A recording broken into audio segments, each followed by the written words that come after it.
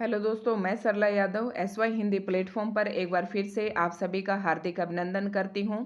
और हमने अपने एसवाई हिंदी प्लेटफॉर्म चैनल पर हिंदी साहित्य के इतिहास शुरू कर रखा है, जिसका हम आदिकाल पढ़ चुके हैं, भक्ति काल पढ़ चुके हैं और भक्ति काल के अंदर जो है कृष्ण काव्य हमारा चल रखा है।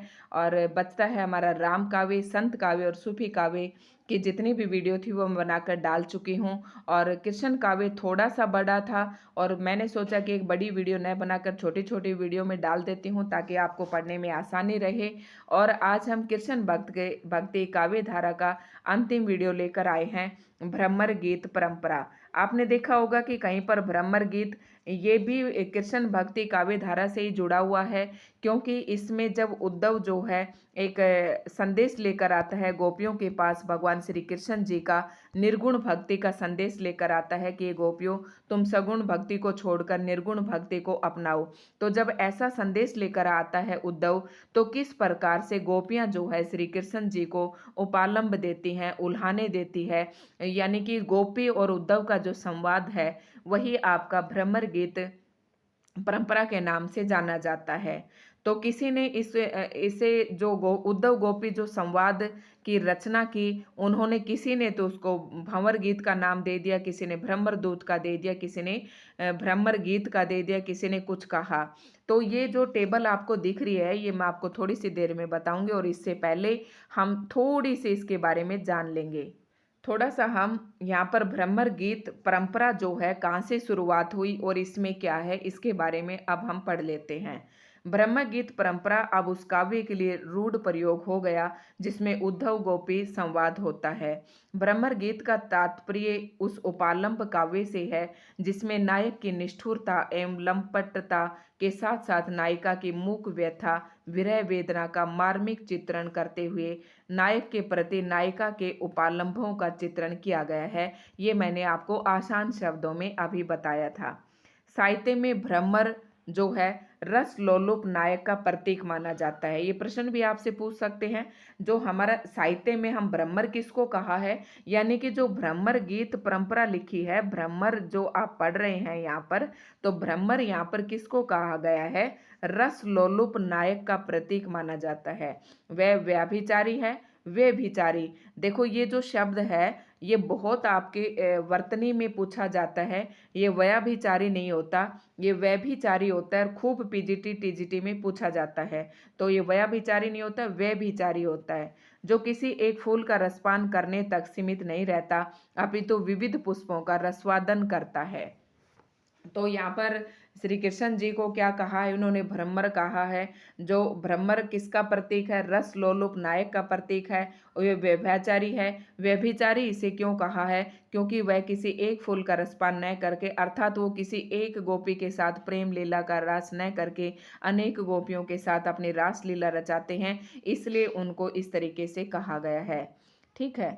और भ्रमर काव्य में, हिंदी काव्य में भ्रमर गीत का मूल स्रोत श्रीमद् भागवत पुराण है। ये मैं फिर से आपको बता रही हूँ, इस लाइन को नोट कर लेना। इन अक्षरों में बहुत ही छोटा सा अंतर है और प्रश्न यहाँ पर गलत हो जाता है।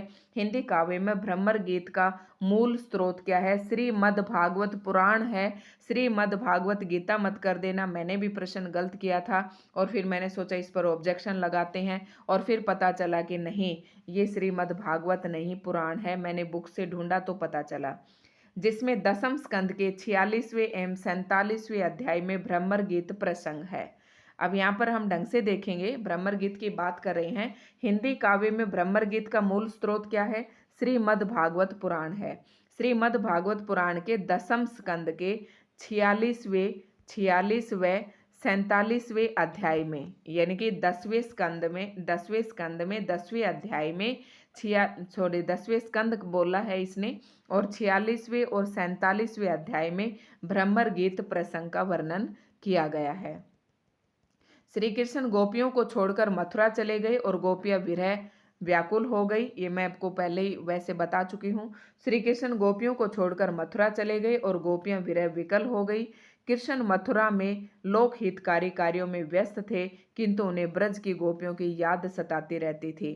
श्री कृष्ण क्या थे? मथुरा में लोक हितकारी, मतलब लोगों के भलाई के लिए कार्य करने में लगे हुए थे, किंतु उन्हें ब्रज की गोपियों की याद सताती रहती थी। उन्होंने अपने अभिन्न मित्र उद्धव को संदेश वाहक बनाकर गोकुल भेजा। ठीक है, वहां गोपियों के साथ उनका वार्तालाप हुआ। तभी एक भ्रमर वहां उड़ता हुआ आ गया। गोपियों ने उस भ्रमर को प्रतीक बनाकर अन्योक्ति के माध्यम से उद्धव और कृष्ण पर जो व्यंग्य किए गए, उपालंब दिए गए, उसी को भ्रमर गीत के नाम से जाना गया। ये मैंने आपको आसान शब्दों में भी समझा दिया है। भ्रमर गीत प्रसंग में निर्गुण का खंडन, सगुण का मंडन तथा ज्ञान एवं योग की तुलना में प्रेम और भक्ति को श्रेष्ठ ठहराया गया है। देखो, जो उद्धव था वो किसका संदेश लेकर आएगा था कि तुम निर्गुण को अपनाओ। ठीक है, ज्ञान और योग को तुम अपनाओ। लेकिन जो गोपियां थी वो निर्गुण का खंडन कर देती हैं और सगुण को अपनाती हैं। ज्ञान एवं योग की तुलना में जो गोपियां हैं वो प्रेम और भक्ति को श्रेष्ठ ठहराती हैं। ठीक है, ब्रज काव्य में भ्रमर गीत परंपरा के कई ग्रंथ उपलब्ध होते हैं। विद्वान इस परंपरा का प्रारंभ मैथिल कोकिल विद्यापति के पदों से मानते हैं, किंतु विधिवत रूप से भ्रमर गीत परंपरा सूरदास से प्रारंभ हुई। भ्रमर गीत परंपरा के कुछ प्रमुख ग्रंथ अगर इस प्रकार से हैं, तो ये मैं अब आपको टेबल दिखाती हूँ।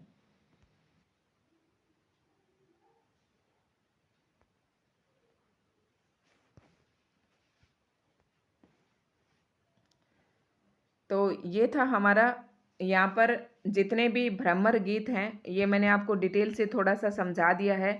और फिर उसके बाद जो भ्रमर गीत के जो कवि हैं, ये इनकी रचनाएं हैं और ये इनके रचयिता हैं। और ये जो इनके ग्रंथों की जो प्रमुख विशेषताएं हैं ये सारी यहाँ पर आपकी दी गई हैं। तो पहला जो है भ्रमर गीत है।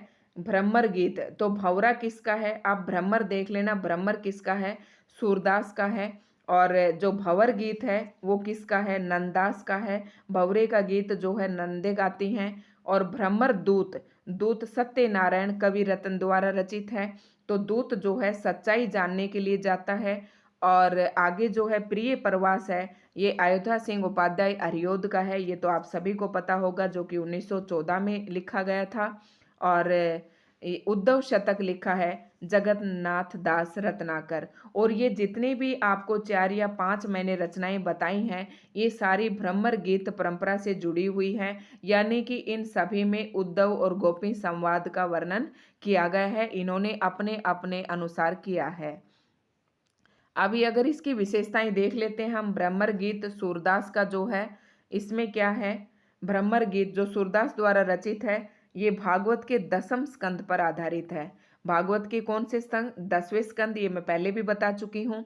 और इसी को सूर सागर जो है, जो सूरदास द्वारा रचित है, इसी रचना के ऊपर इसका संकलन किया है आचार्य रामचंद्र शुक्ल जी ने, और वो किया है भ्रमर गीत सार के नाम से। तो आपसे रचना पूछे कि भ्रमर गीत सार ये किसकी रचना है, भ्रमर गीत सार आचार्य रामचंद्र शुक्ल जी की है, जिसमें इन्होंने सूर सागर के जो भाग हैं उनको संकलित किया है। और जो सूर की गोपियां हैं भावुक अधिक हैं, तर्कशील कम है।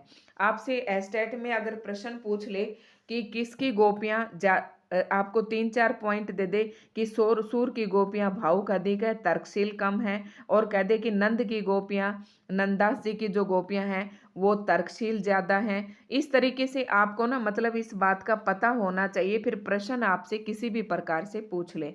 आपको याद रखना है कि सूरदास की गोपियां भावुक ज्यादा हैं, जल्दी भाव विभोर हो जाती हैं, आंखों से आंसू आने लग जाते हैं। और तर्कशील कम है, मतलब वाद विवाद कम कर पाती हैं। ठीक है, तो अगला है भंवर गीत जो कि नंददास ने लिखा है। इसमें दार्शनिकता का पुट है, गोपियां तर्कशील अधिक हैं, यानी कि नंद की जो गोपियां हैं वो तर्कशील अधिक हैं, और ग्रंथ का बौद्धिक स्तर उच्च कोटि का है। अब अगला आता है भ्रमर दूत। भ्रमर दूत की जो रचना है सत्यनारायण कविरत्न की है। इसमें क्या है, वात्सल्य वियोग का काव्य है, युगीन समस्याओं का चित्रण है, और माता यशोदा को भारत माता के रूप में चित्रित किया गया है।